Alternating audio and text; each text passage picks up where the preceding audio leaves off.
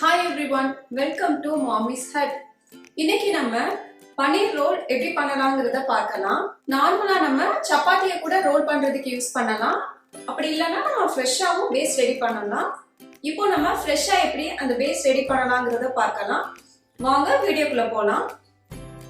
3/4 cup கோதுமை மாவு,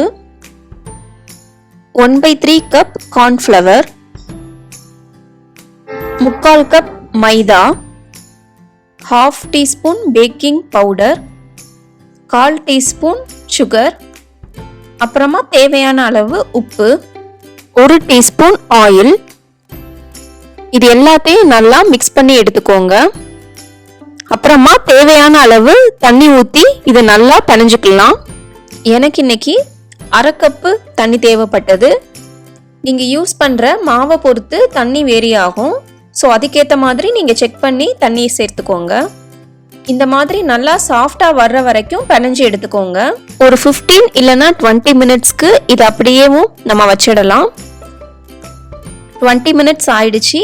இப்போ நம்ம இதிலிருந்து பால்ஸ் ரெடி பண்ணி பேஸ் ஸ்ப்ரெட் ரெடி பண்ணிடலாம். இந்த மாதிரி மாவு ஸ்ப்ரெட் பண்ணி நம்ம சப்பாத்தி ரெடி பண்ணுவோம் இல்லையா, அந்த மாதிரியே இதே நம்ம ரெடி பண்ணி எடுத்துடலாம். தவா நல்லா சுட்டதும் மாவை நம்ம இப்போ இதில் சேர்த்துடலாம். ஃபர்ஸ்ட் நமக்கு ஒரு சைடு நல்லா குக் ஆகட்டும். இப்போ இன்னொரு சைடும் நம்ம குக் பண்ணி எடுத்துக்கலாம். இப்போ நமக்கு ரோல் பண்ணுறதுக்கு பேஸ் ரெடி ஆயிடுச்சு.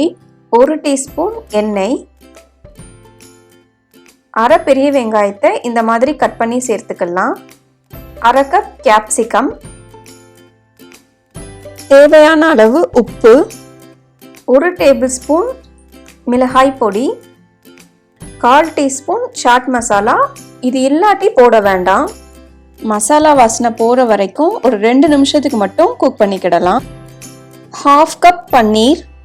பன்னீரை நீங்கள் ரொம்ப நேரம் குக் பண்ணிங்கன்னா அது ரொம்ப ரஃப் ஆகிடும். ஸோ கொஞ்ச நேரத்துக்கு ஒரு 2 இல்லை 3 நிமிஷத்துக்கு மட்டும் அந்த மசாலோட நல்லா கோட் ஆகுற மாதிரி குக் பண்ணி எடுத்தீங்கன்னா போதும். இப்போ ஸ்டவ்வை ஆஃப் பண்ணிடலாம். 2 டேபிள் ஸ்பூன் mayonnaise, அதை நல்லா ஈவனாக ஸ்ப்ரெட் பண்ணி விட்டுக்கோங்க. குக் பண்ண பன்னீரை இப்போ நம்ம இதில் சேர்த்துடலாம். பார்பிக்யூ சாஸ் இருந்தால் சேர்த்துக்கோங்க. இது சேர்த்தா இன்னும் ரொம்ப டேஸ்டாக இருக்குது. கொஞ்சமாக டொமேட்டோ சாஸ். இப்போ இதை நம்ம ரோல் பண்ணிடலாம்.